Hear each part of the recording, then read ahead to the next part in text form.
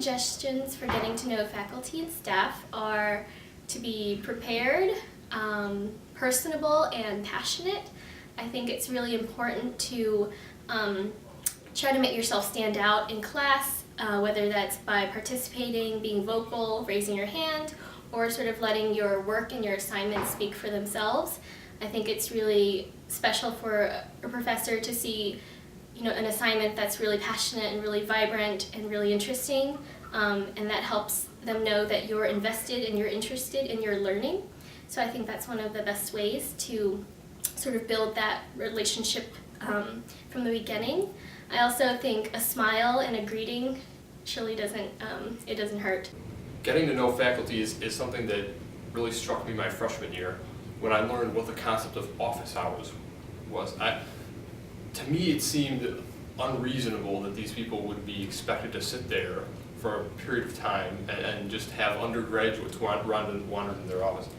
And so I was in a class, Physics 280, Nuclear Weapons and Arms Control, with Professor Fred Lamb. And the guy's a NASA scientist. I mean, he is at the top of his field. He is, engaged in NASA research projects. And there I was, a freshman, able to talk with him for an hour every week at his office hours.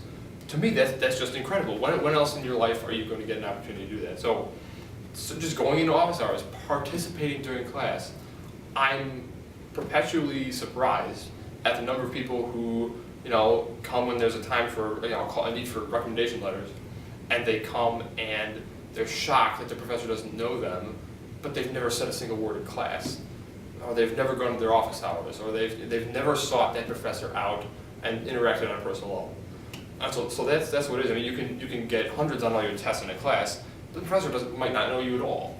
So it's really that personal interaction, and taking an interest in their research, I think really helps build that personal relationship. And when it comes time for a letter of recommendation, when it comes time for help in a job search or whatever, they'll be there for you because they know that you have that level of interest. I didn't build the relationships with professors for the recommendations. The recommendations were just incidental.